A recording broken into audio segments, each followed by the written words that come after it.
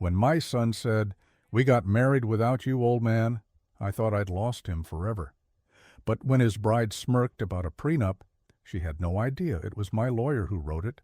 The phone call came on a gray Tuesday afternoon. I was repairing the old fence behind my house when my son's voice crackled through the speaker. "Dad," he said flatly, "just wanted to let you know. Amanda and I got married last weekend in Vegas." For a second I thought I misheard him. "Married? Without telling me?" "Yeah," he replied, his tone defensive, like he'd rehearsed it. "It was spontaneous. We didn't want drama. You know how you can be about money and things. That's what he thought of me now. After 25 years of raising him alone, working double shifts after his mother passed away, putting him through business school, that's what I'd become, money and things. Amanda's voice chimed faintly in the background, sweet and cutting at the same time. "Tell him it was romantic, Tyler. Not everyone needs their father's approval." Then a soft laugh. Like silk over a blade, I hung up a few minutes later, said congratulations through clenched teeth, and went back to the fence. The hammer felt heavy, the wood suddenly unsteady. I'd met Amanda twice before. Once at Christmas, she'd shown up late, wearing diamonds that caught the reflection of our modest tree lights. She had smiled too perfectly, asked questions with eyes that weren't listening, and laughed at my old coffee maker like it was an antique. The second time was at Tyler's birthday dinner, where she'd said, "You did a great job, Mr. Collins. You made him ambitious. That's rare for your generation, my generation."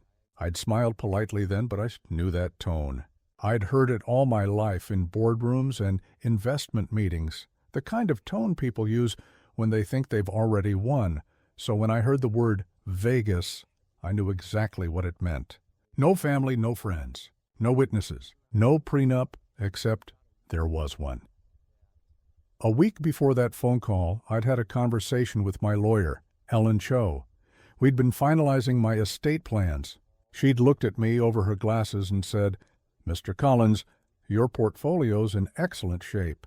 But if Tyler's serious about that relationship, I recommend a character clause in the trust, not a prenup, something stronger." I'd agreed, quietly. Not because I didn't trust my son, but because I knew the world he was stepping into. Amanda's world. A world that smiled in your face while counting your net worth behind your back. That Friday, Tyler showed up at my doorstep for the first time in months. He was wearing a tailored suit and a new watch that probably cost more than my truck. Amanda was with him, dressed in white, though the wedding had already happened, her smile glowing with the smug satisfaction of victory. "Dad," Tyler said, stepping forward, "we wanted to tell you in person. We're married now." "I heard," I replied. Amanda reached out her hand. "You'll come around eventually," she said, voice dripping with condescension. "Fathers always do. Besides, you'll love the photos." Vegas looked magical. "Oh, and don't worry. I told Tyler we didn't need your fancy lawyers. We kept things simple." "Simple?" I echoed. "Yes," she said, glancing at my modest home like it was a curiosity. "We're not interested in paperwork. Love doesn't need contracts." I smiled, slow and deliberate. "Good to know. Because the only contract that matters isn't between you two, it's between my family and the law." Her smile faltered. Just a flicker, but I caught it. They came inside, mostly out of politeness or guilt. I poured coffee, black for me, almond milk for her. She barely touched it. Tyler tried to fill the silence with meaningless updates about his marketing job and their honeymoon plans. But Amanda kept steering the conversation toward one thing: inheritance. "So," she said eventually, twirling her ring, "Tyler mentioned you have some investments." "A few," I said. "Tech stocks, wasn't it? Apple, Google, something like that?" She grinned. "You must have done well for yourself. Retired early and all." "I didn't retire," I replied. "I adjusted." Amanda laughed softly. "That's cute." Tyler looked uncomfortable. "Amanda," she waved him off, "I'm just saying not everyone gets to coast at 60. You're lucky, Mr. Collins." "Luck," I said quietly, "has very little to do with discipline." She shrugged. "Discipline's overrated. Some people just marry well." There it was, the truth, naked and gleaming in the afternoon light. Tyler didn't even see it, not yet. But I did, after they left. I called Ellen. "You were right," I said. "Activate the clause." "All of it." "Are you sure?" she asked. They've already married. Exactly, I replied. Now the lesson can begin. 3 weeks later, I received a glossy invitation in the mail. A celebration dinner Amanda was hosting to introduce Mr. and Mrs. Tyler Collins to her circle of friends and family. The address was the Westchester Country Club, exclusive, expensive, and intentionally designed to make people like me feel out of place. I RSVP'd yes. When the night came, I wore my oldest gray suit, the same one I wore to Tyler's high school graduation. Amanda's eyes nearly rolled out of her head when she saw me arrive. "Oh, Mr. Collins," she said, voice honeyed. "You didn't have to dress traditionally." "I prefer comfortable over fashionable," I said. "And I don't believe in pretending," she smiled thinly, then whispered something to her friend. They both laughed. I pretended not to hear. Dinner was served on silver platters. Conversation was all champagne and social climbing. I listened quietly, sipping water, waiting. Amanda talked loudly about family legacy and building wealth the modern way. She mentioned her plans to modernize the Collins name as though it were an outdated brand, and that's when I stood up, calmly. "If I could have everyone's attention," I said. "I'd like to make a small toast." Amanda froze. Tyler looked alarmed, but the room quieted. "To my son and his new wife," I began. "May your marriage be filled with honesty. Because in the end, honesty is the only currency that never loses value." A pause. Then I turned to Amanda. "And Amanda, if you're ever curious about what a real contract looks like, you might want to ask Ellen Cho. She has a copy of the trust." Amanda blinked. "What trust?" I smiled. "The one your prenup was with my lawyer, not my son." The silence after my toast was thick enough to cut with a knife. Amanda's perfect smile trembled for the first time, and her hand tightened around Tyler's arm like she was anchoring herself. She tried to laugh it off, but the sound came out brittle. "Oh, Mr. Collins," she said, always joking. "You really had us there." I lifted my glass slightly. "I wasn't joking." Gasps rippled through the table. Amanda blinked rapidly, her mask cracking one calculated expression at a time. Tyler looked from her to me, confusion flooding his face. "Dad, what are you talking about?" I turned to him, calm as ever. "You remember when your mother and I set up that educational trust for you? The one that helped you through college? Yeah?" "Well," I said evenly, "it didn't end when you graduated. It evolved. There's a clause that activates upon marriage, specifically a protection clause. One that safeguards the family assets in case of—" "Poor judgment," Amanda's voice sharpened. "What assets?" I looked at her. "The ones you thought you married into." Her cheeks flushed, and for the first time, she didn't have a comeback ready. Around us, her friends exchanged curious glances, pretending not to stare. The perfect dinner Amanda had planned was unraveling right before her eyes. Tyler stood abruptly. "Dad, can we talk outside?" "Of course," I said. We stepped onto the terrace, the sound of soft jazz fading behind us. The night air was cold, biting against the tension between us. "What the hell was that?" he demanded. "You embarrassed me in front of everyone." "I told the truth," I replied. "You made Amanda look like what she is." I interrupted gently. He froze. "You don't know her." "Oh, I know enough. I've been around long enough to recognize a performance when I see one." "Tell me, Tyler, do you even know where she worked before you met her?" He frowned. "She told me she was in real estate." I smiled. "Interesting." "Because my lawyer found no record of that. What she did find was a trail of short-lived engagements and dissolved partnerships, each one ending with the man a little poorer and Amanda walking away a little richer." He stared at me, stunned. "That's not true." "Maybe," I said, "but it's what the paperwork says. You wanted to marry her without a prenup. That's fine. But I made sure you didn't walk blindfolded into a trap. Everything in this family trust goes through my lawyer. Not you, not her. Not until the intentions are proven genuine." He shook his head. "You had no right." "I had every right," I said, my voice soft but firm. "You may not see it now, but someday you'll understand." He didn't respond. Just stared out into the dark lawn, shoulders stiff with anger. When he finally spoke, his voice was small. "You always think you're protecting me. But maybe you're just afraid to let go." That one hit me. I didn't answer. He turned and walked back inside. Through the glass, I saw Amanda's expression harden as he whispered something in her ear. She gave me one last glare, the kind that promised quiet revenge, and she kept her promise. 2 weeks later. My credit card statement started showing strange charges, online boutiques, luxury hotels, things I'd never purchased. My bank called about authorizations coming from Tyler's shared account. Amanda's name was on the receipts. Ellen, my lawyer, sighed when I called her. She's testing the waters, she said, trying to find cracks in the system. Let her, I said. She'll find it's built like stone. But that didn't stop the games. Amanda started showing up at my favorite cafe, pretending it was coincidence. She'd smile sweetly, make small talk, drop phrases like family legacy or future plans. She wanted information, anything she could twist. I gave her none. One morning I arrived to find her already seated, latte in hand. "Mr. Collins," she said, feigning warmth. "I just wanted to clear the air. I think we got off on the wrong foot." I sat down. "We did," she tilted her head. "You're a proud man. I respect that. But Tyler and I are building something new. We could use your wisdom, and maybe a bit of your experience in investments."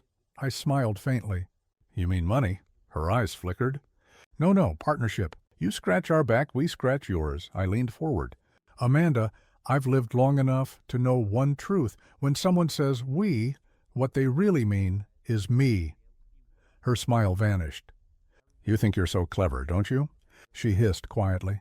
"You think I don't know how this works? You're just an old man sitting on a fortune you don't even enjoy." I stood up. "Enjoyment isn't measured by spending. It's measured by sleeping peacefully." I left her there, furious and shaking. The next week, Tyler stopped answering my calls. His work emails bounced. I knew Amanda had cut off communication, isolating him completely. But I didn't panic. I'd seen this pattern before, in friends, in colleagues, even in the mirror once upon a time. And sure enough, karma began to stir. A month later, Ellen called. "Mr. Collins, you might want to see this." She forwarded me a link. It was a local news story. Amanda's company, the one she'd boasted about, was under investigation for fraud. Her name wasn't on the front page yet, but buried in the fine print was her signature on 3 questionable deals. I sat back, reading slowly, the satisfaction bittersweet. Tyler would soon see what I'd seen all along. The next day, I got another call, this time from him. His voice was shaky. "Dad, can I come over?" When he arrived, he looked older, tired. The arrogance had faded, replaced by something fragile and real. He dropped a stack of papers on my table. Bank notices, legal warnings, Amanda's emails. "She said it was just a misunderstanding," he muttered. "But she's gone, Dad. Packed up last night. I took everything she could. I thought we were building something together." I looked at him quietly. "You were." "Just not the same thing." He slumped into a chair. "You warned me." "I did," I said softly, "but some lessons can't be told. They have to be lived." He buried his face in his hands. "She used me." I put a hand on his shoulder.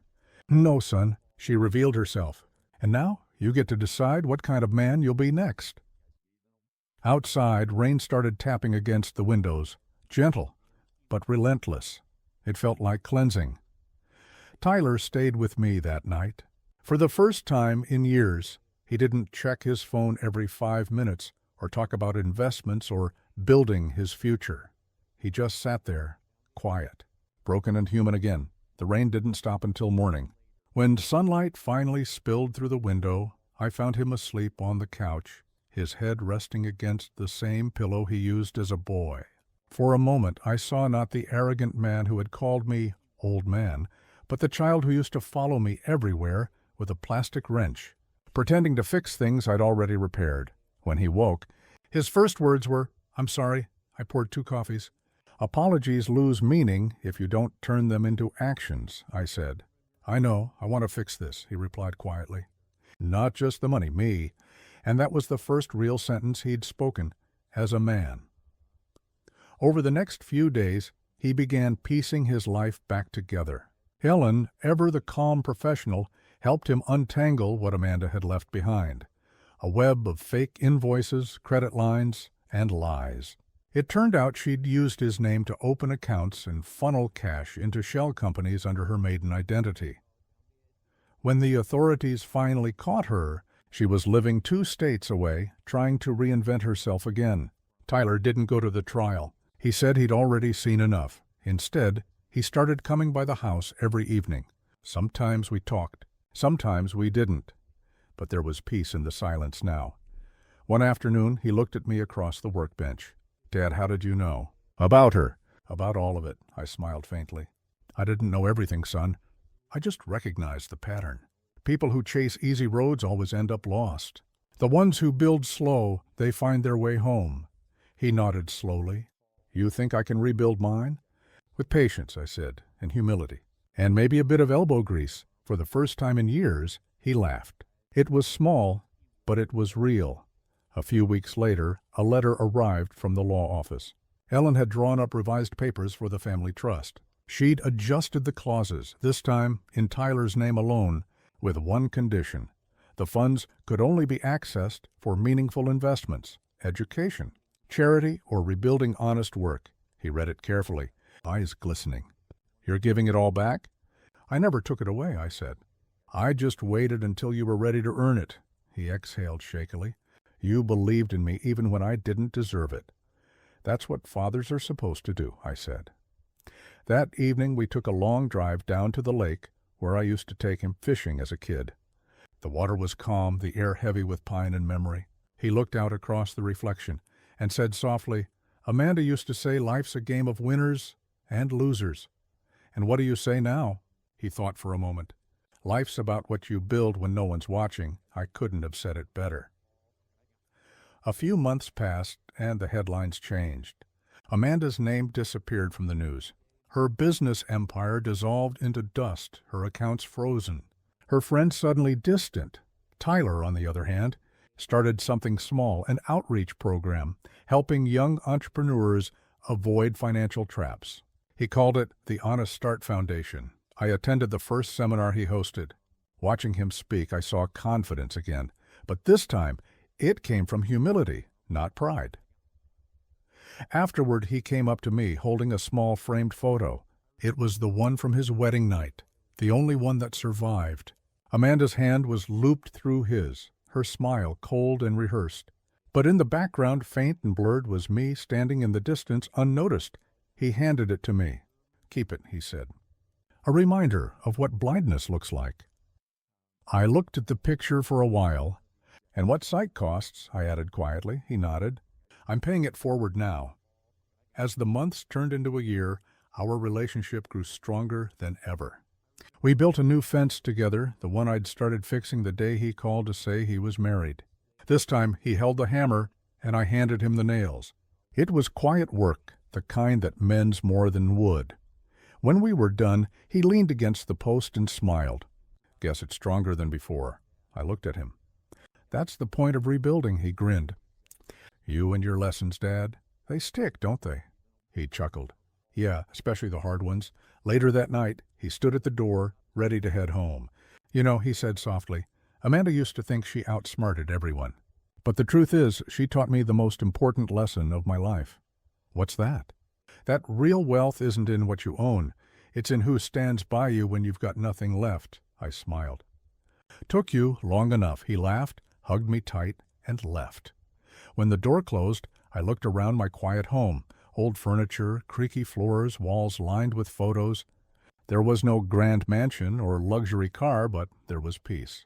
And for the first time in a long while, I realized I wasn't just a father trying to protect what was mine. I was a man grateful for what couldn't be stolen. Weeks later, Ellen called again. "Your son's doing good work," she said. "The foundation's growing fast. He's even helping families like his own." I smiled into the receiver. "That was the plan all along," she paused. "Do you think he'll ever forgive himself?" I looked out at the fence, sunlight glinting off the new wood. "He already has," I said.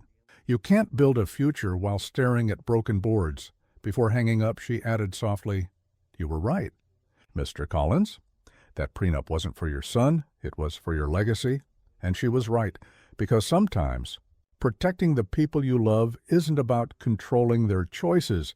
It's about being ready when they finally learn why you warned them in the first place. That evening, as the sun dipped low, I stood at the fence again. The air smelled of fresh grass and redemption.